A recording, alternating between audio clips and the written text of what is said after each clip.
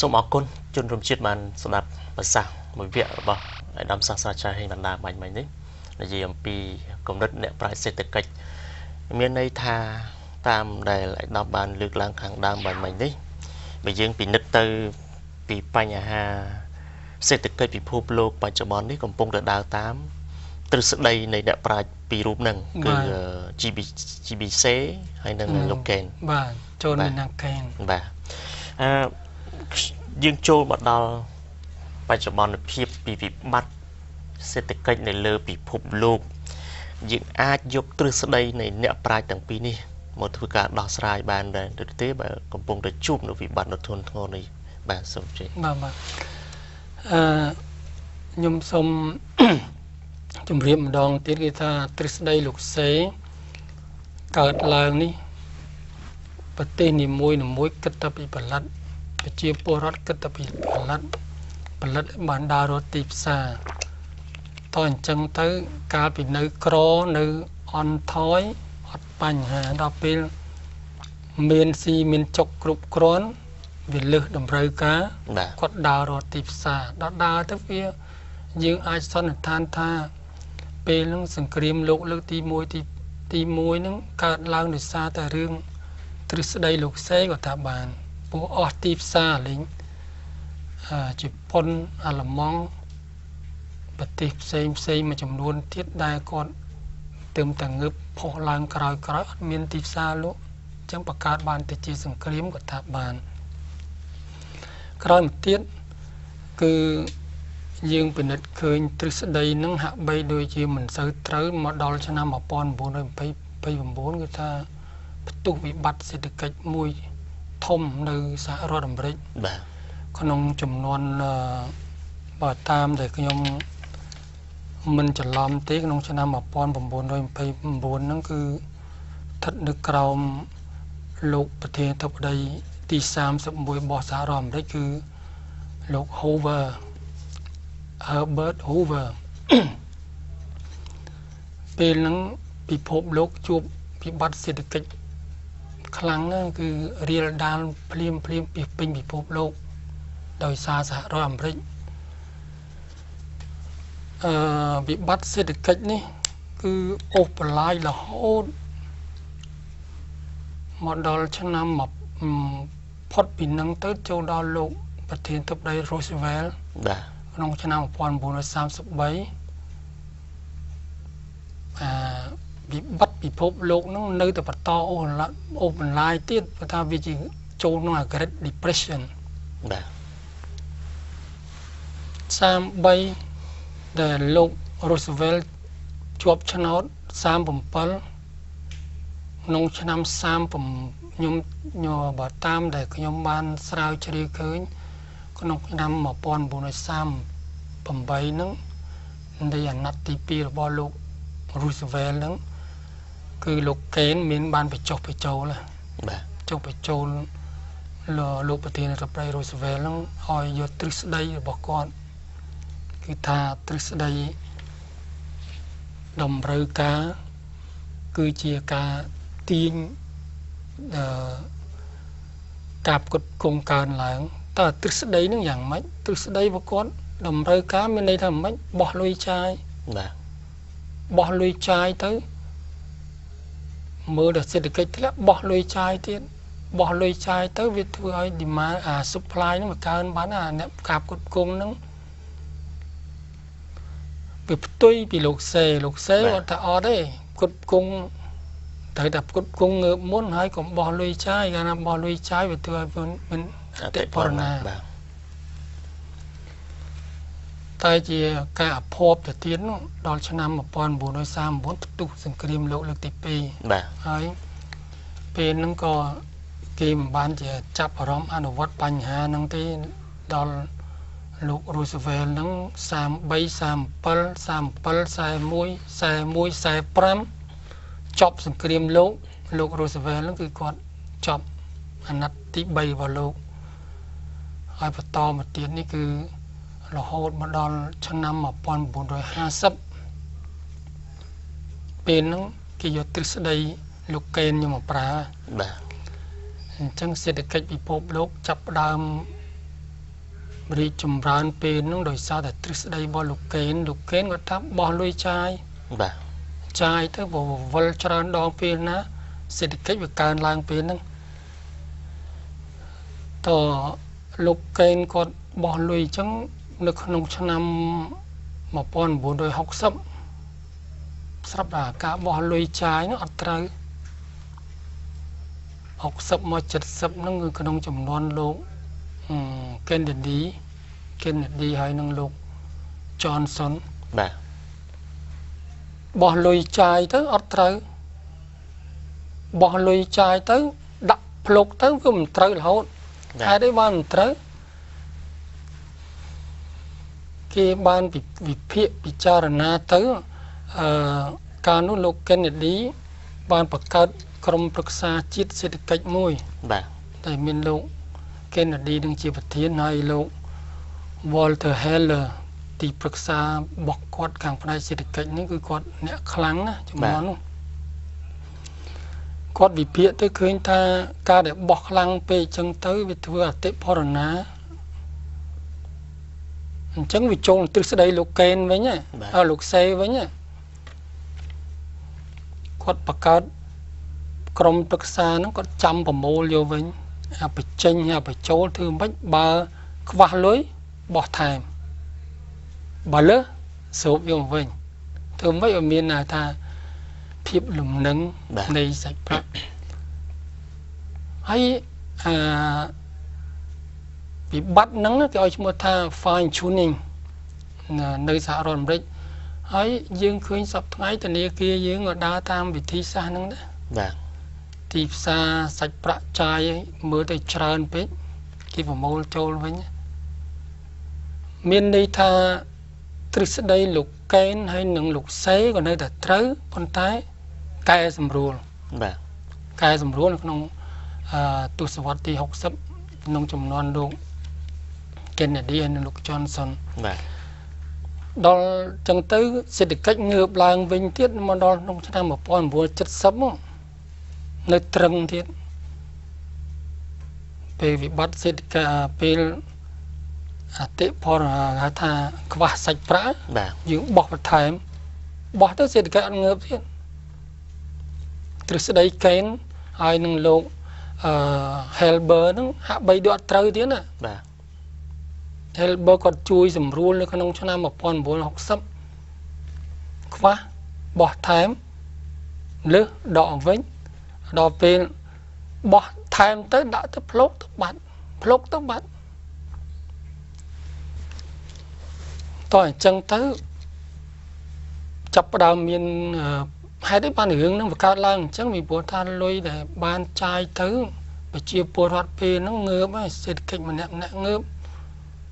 ជីវភាពធូរធារអញ្ចឹងគេត្រូវការរើសមុខតំណែងអីល្អពេលហ្នឹងតំណែងជប៉ុនចូលសហរដ្ឋអាមេរិកហើយចូលផ្សារអឺរ៉ុបខ្លាំងក្នុងពេលនោះបាទ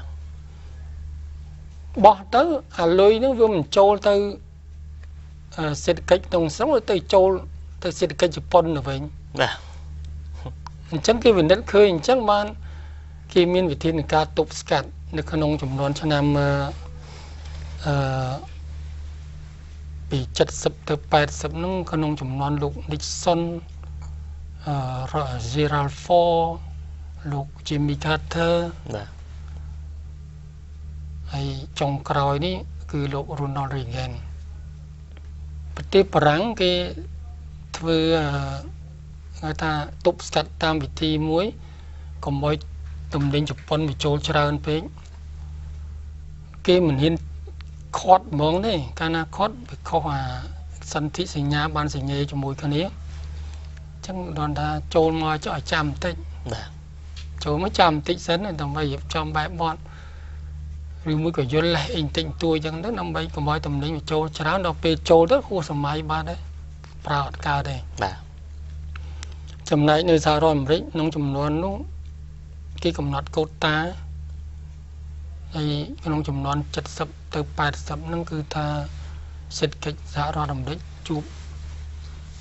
ជាមួយនឹងសេដ្ឋកិច្ចជប៉ុនខ្លាំងណាបាទហើយចំណាំមើលបើសិនជា ជប៉ុននឹងដោះដូរនាយករដ្ឋមន្ត្រីញឹកបន្តិចមានន័យថាជប៉ុនកំពុងតែធ្វើសេដ្ឋកិច្ចចាញ់សហរដ្ឋអាមេរិកហើយបើសិនជាសហរដ្ឋអាមេរិកឈ្នះវិញជប៉ុនจะដូររដ្ឋមន្ត្រីហើយបើសិនជានាយករដ្ឋមន្ត្រីហើយបើជប៉ុនមិនងាយដូរនាយករដ្ឋមន្ត្រីទេមានន័យថាអាមេរិកឈ្នះបាទ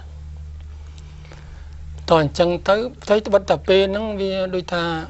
ហៅថាstagflation គាត់ត្រឹងទេមិនមានន័យថាវាមិនងើបទេប៉ុន្តែក្នុងចំនួនហ្នឹងសេដ្ឋកិច្ចពិភពលោកល្អណាស់មកដល់ទសវត្សរ៍ពី8មក9ហ្នឹងក៏ដោយក៏សេដ្ឋកិច្ចពិភពលោកជួប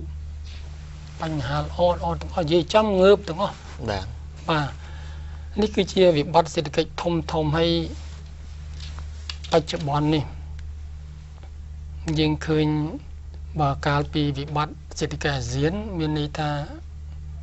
វាកើតឡើងនៅក្នុងអាស៊ានទេបាទអញ្ចឹងវាមិនរៀលដាលទេហើយតោងខ្ញុំសូមជម្រាបជូន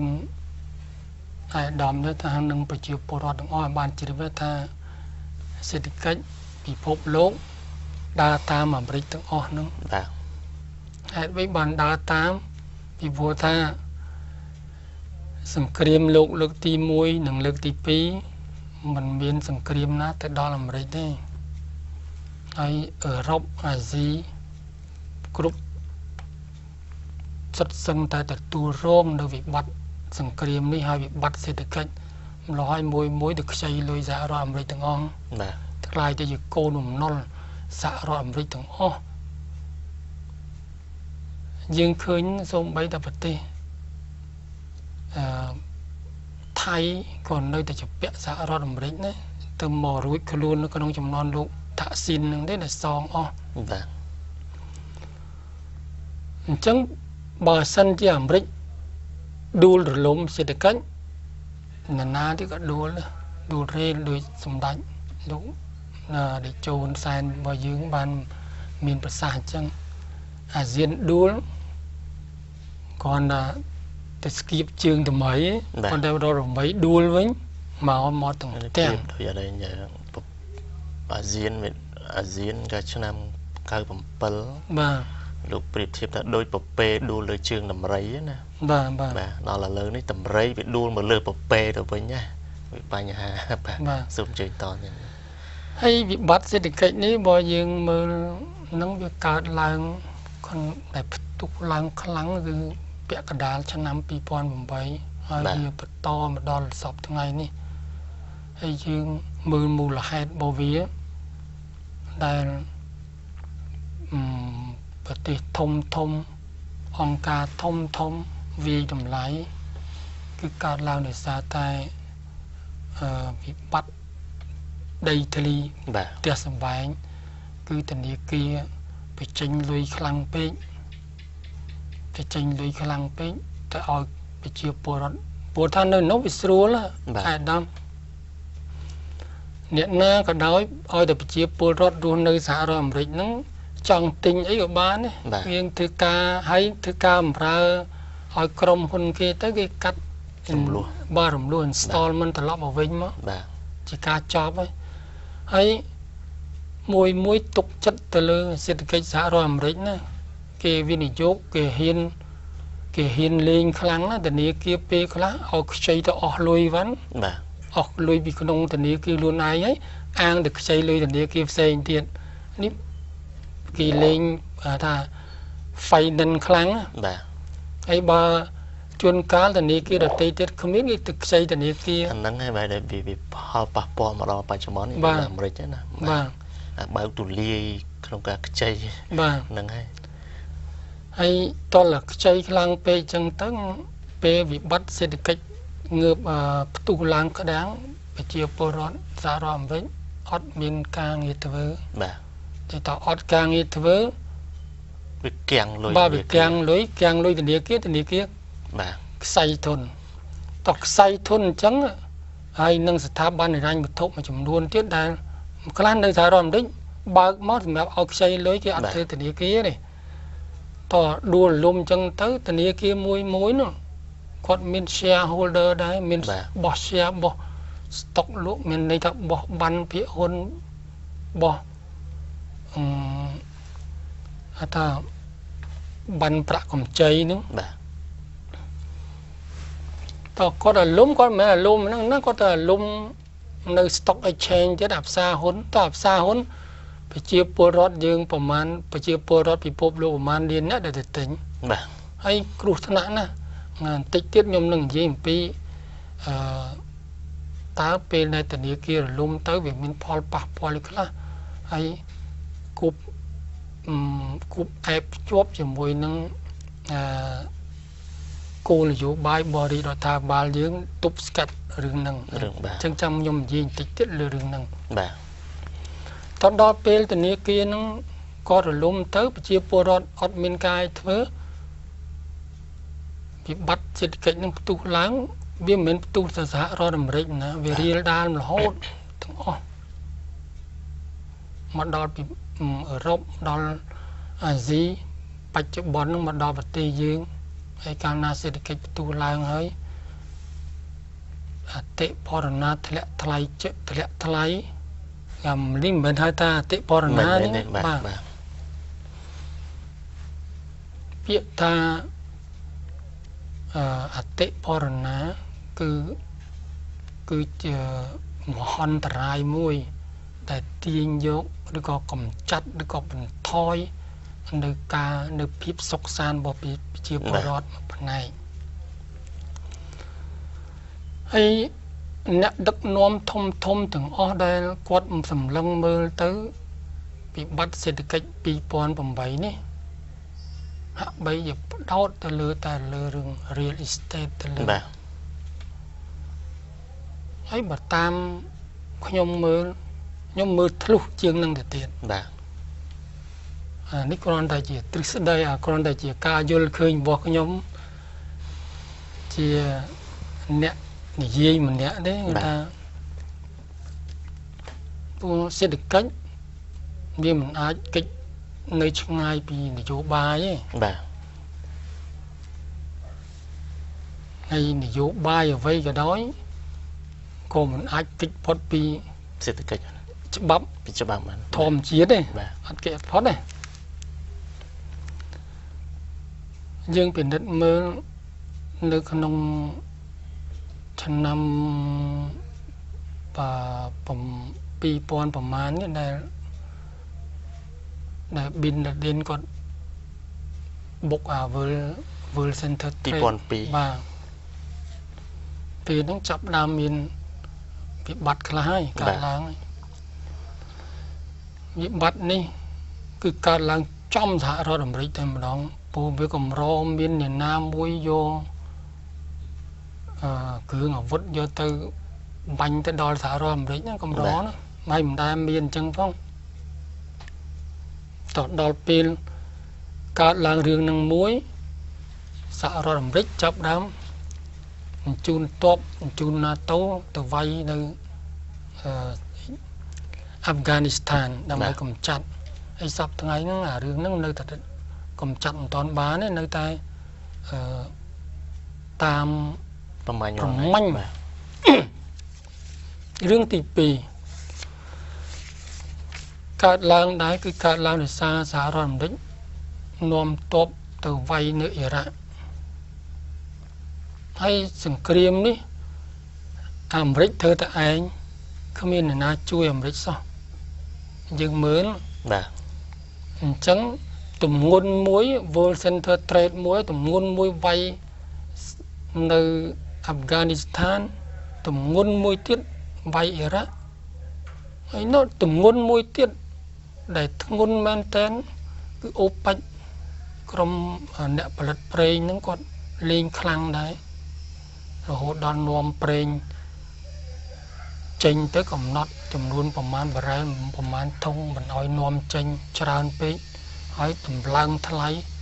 យើងដឹងហើយការចំនួនឆ្នាំ2008អតិផរណាខ្លាំងណាស់បាទប្រេងឡើងថ្លៃវិបត្តិស្បៀងវិបត្តិអីគ្រប់សពបែបយ៉ាងទាំងអស់នេះដាក់បន្ទុកឲ្យសហរដ្ឋអាមេរិកមួយទៀតហើយបាទហាក់បីដូចជាវិបត្តិសេដ្ឋកិច្ចទាំងអស់នោះប្រមូលមូលដោយសហរដ្ឋអាមេរិកឲ្យ លោកប្រធានទៅប្រយតីតាលោកប្រធានទៅប្រយបុះទទួលយកតែឯង បាទ ហើយពិភពលោកផ្សេងទៀតគិតតែពីសបាយយកចំណេញទៅវិញនេះគឺជាកត្តាមួយដែលធ្វើឲ្យមានវិបត្តិសេដ្ឋកិច្ចផ្ទុះឡើងក្នុងពេលបច្ចុប្បន្នហើយដែលវាហើយបាទវាបន្លាយពីមកដល់សប្តាហ៍ថ្ងៃ បាទ តែខ្ញុំសម្លឹងមើលទៅឃើញរឿងមួយទៀតអាចថាមកពីកត្តាអញ្ចឹងក៏បានអាចថាកត្តាសហរដ្ឋអាមេរិកយើងបានឃើញខ្ញុំបាននិយាយពីសេដ្ឋកិច្ចពិភពលោកពីសេដ្ឋកិច្ចពីធម្មជាតិណាកើតឡើងព្រាមអ្នកណាបកកែជាងអ្នកណាឆ្លាតវៃជាងអ្នកនឹងមានអាធំជាតូច បាទ អ្នកណាមានបញ្ញាជាងអ្នកនឹងបានទ្រព្យសម្បត្តិច្រើនជាង បាទ ពីមុនមកសេដ្ឋកិច្ចអឺរ៉ុបសេដ្ឋកិច្ចអាមេរិកងើបក៏ដោយសារតាអាស៊ីដោយសារអាហ្វ្រិកដោយសារអីនឹងធ្លាក់ចុះទាបពិបត្តិ ដូចជាប្រទេសចិនពីដើមយើងមិនដឹងថាចិនខ្សោយ បាទ សេដ្ឋកិច្ចឥណ្ឌានៅអាស៊ានរបស់យើងហ្នឹងក៏ពីដើមអាស៊ានមានតែ5ប្រទេស4ប្រទេសទេកើតឡើងនោះហើយសេដ្ឋកិច្ចក៏នៅថយសម្បើមជាក់ស្ដែងមើលប្រទេសថៃក្នុងឆ្នាំ1979ខ្ញុំធ្លាប់ទៅរត់ពន្ធនៅអូនៅអាជំរុំនឹងដែរតែប្រជាពលរដ្ឋនៅព្រំដែនហ្នឹងអខិអខៈដូចតែយើងចឹងមានស្អីមានន័យថាម៉េចមានន័យថាពិភពលោកក្រៅពីប្រចាំប្រទេសហើយនឹងសហរដ្ឋអាមេរិកហ្នឹងគឺក្រទាំងអស់ បាទ ម្ល៉េះហើយគាត់នៅកោបានបើគិតពីថាច្បាប់ធម្មជាតិសេដ្ឋកិច្ចធម្មជាតិវិញយើងសម្លឹងគាត់នៅកោបាន បាទ ចុះឥឡូវកោអត់បានទៀតទេណា ហើយដល់ខ្ញុំកាត់ប្រសាសន៍ចង់ទាញអារម្មណ៍មកចំណុចមួយដែលខ្ញុំចាប់អារម្មណ៍ដល់បានប្រហើបពេកមិញហើយយើងនិយាយអំពីសហរដ្ឋអាមេរិកដែលធនាគារលោកបើកពូលីសម្រាប់ប្រជាពលរដ្ឋលោកខ្ចី ប៉ុន្តែដោយឡែកនៅកម្ពុជាយើងដំណាក់កាលមួយនោះគឺខ្ញុំធ្លាប់ឮមិត្តភ័ក្តិមួយចំនួនដែលគាត់រកទទួលទានផ្នែកការសាងសង់ real estate ហ្នឹងណាការទិញលក់ចង់ដាក់ទ្រព្យហ្នឹងពេលដែលធនាគាររបស់យើងលោកបានបិទលូនអាកម្ចីប្រាក់កម្ចីសងរំលោះណាបាទលោកបានបិទធ្វើឲ្យអ្នកជំនួយមួយចំនួននោះគាត់ល្អូងរទាំ បាទល្អូងរទាំប៉ុន្តែបណ្ដោះដំណាក់កាលនេះគាត់អរគុណទៅដល់រដ្ឋាភិបាលទៅវិញ បាទ ដែលលោកបានប្រមាលឃើញថាបើសិនជាបណ្ដោយតទៅទៀតបញ្ហានឹងជួបក្នុងពេលអនាគតដ៏ខ្លីអញ្ចឹងលោកបិទតន់អញ្ចឹងសូមមកលោកអាយដាមសាស្ត្រាចារ្យបញ្ជាក់កន្លែងនឹងតិចអំពីមូលហេតុនៃការបិទរបស់រាជរដ្ឋាភិបាលយើងនៅក្នុងដំណាក់កាលនោះហើយវាផ្ដល់នូវផលប្រយោជន៍អ្វីខ្លះសម្រាប់អ្នកដែលត្រូវការថវិកាមកផ្នែកអចលនទ្រព្យនេះបាទ ខ្ញុំសូមថ្លែងអំណរគុណដែរ បាទ ឆ្លៀតពេលហ្នឹងក៏ខ្ញុំចង់ជម្រាបដែរមានអ្នកនយោបាយមួយចំនួនហើយនឹងអង្គការអន្តរជាតិមួយចំនួនជួនកាលគេនៅតែវាយតម្លៃ បាទ កម្ពុជាឲ្យស្ថាផ្ដល់អនុសាសន៍ព្រៀនប្រដៅ បាទ ប៉ុន្តែយើងមើលអ្នកសេដ្ឋកិច្ចកម្ពុជាសពថ្ងៃមិនមែនអន់ទេ បាទ ជាក់ស្ដែងកាលពីចំនួនអាមេរិកផ្ដាច់កូតាមានយើងគ្រប់គ្នាមតិភាគច្រើនណាសូម្បីតែខ្ញុំចាំថ្ងៃមិនច្បាស់លោកកាលនោះ World Bank ហើយនឹងលោកអាដាមសុកស៊ីផាន់ណាលោករដ្ឋមន្ត្រីក្រសួងពាណិជ្ជកម្ម បាទ មានហៅអ្នកធុរកិច្ចជនណាហៅថាធុរជនហ្នឹងអ្នកធ្វើជំនួញពេលហ្នឹងខ្ញុំទៅដែរនៅស្ថានភាពសូវីតែកម្ពុជាណាទាំងកាលនោះលោកអាដាមសុកស៊ីផាន់ណាហើយនឹងធនាគារ ពិភពលោកហ្នឹងគេប៉ាន់ស្មានអញ្ចឹងគេថាសេដ្ឋកិច្ចស្រុកខ្មែរពឹងផ្អែកខ្លាំងមែនទែនទៅលើកាត់ដេរឥឡូវពេលអាមេរិកកាត់ដាច់កូតាអឺរ៉ុបមួយចំនួនអស់កូតាសេដ្ឋកិច្ចខ្មែរអាចនឹងคล้ายទៅយ៉ាងណាដួលរលំរបៀបម៉េចគេវិភាគមើលគេវិភាគទៅគេខ្ញុំឃើញគេប្រចាំងស្លាយខ្ញុំមើលទៀតថាធៀបបីសេដ្ឋកិច្ចអ្នកដែលដាក់វិនិយោគមកធៀបបីដូចជាគ្រាន់តែមានរឹសរយាងវាគ្មានវិកែចូលក្នុងដីយើងមើលទៅក៏យើងឯកភាពតាមប៉ុន្តែដល់ពេលរឿងនោះមិនទាន់មកដល់ទេដល់ពេលមកដល់ឆ្នាំដែលអាមេរិកកាត់ដាច់កូតាខ្ញុំមើលអត់មានឃើញអីផងបាទមានន័យថាអ្នកក្រុមប្រឹក្សាឧត្តមក្រុមប្រឹក្សាសេដ្ឋកិច្ចជាតិអញ្ចឹងណាបាទមិនណយទេបាទអ្នកណាថាឧត្តមក្រុមប្រឹក្សាជាតិកម្ពុជានឹងអនអ្នកណាថាអនមកខ្ញុំមើលឃើញហើយយើងឃើញទៀតសេដ្ឋកិច្ចពិភពលោកហ្នឹងយើងជឿថាមានអ្នកនយោបាយខ្លះហ្នឹងគាត់ថាឲ្យដក500លានបំរុងទុកបាទហើយដូចជាមើលស្រាលទៅរដ្ឋាភិបាលពេកហើយមិនមែនរដ្ឋាភិបាលទុនខ្សោយបើសិនជាទុនខ្សោយមិនមែនឈររឹងបានទល់សពថ្ងៃទេគាត់គិតថាខ្លួនគាត់ជាអ្នកសេដ្ឋកិច្ចមិនសេដ្ឋកិច្ចអន់ណាបាទគូក្បាលអន់រឿងទប់ស្កាត់ហើយខ្ញុំក៏ខ្ញុំចេះទប់ស្កាត់ណាខ្ញុំមិនមែនទប់ស្កាត់ខ្ញុំយកទៅលុយទៅទប់ណាទប់ស្កាត់វិធីផ្សេងទៀតមកកណោហើយចុះតម្រាំដល់ក្រមប្រឹក្សាសេដ្ឋកិច្ចឧត្តមក្រមប្រឹក្សាសេដ្ឋកិច្ចជាតិទៀតខ្ញុំជឿថាទប់បានហើយនឹងទប់បានរឿងហ្នឹងមិនមែនទៅកើតឥឡូវណាកើតតាំងពី2008ពាក់កណ្ដាល2008ម្លេះហើយមុំមកដល់យើងគេដឹងបាត់មុនហើយបាទអញ្ចឹងគេត្រៀមបាទគេដឹងត្រៀមមកមើលប្រងទៅណាមកណាហើយត្រូវ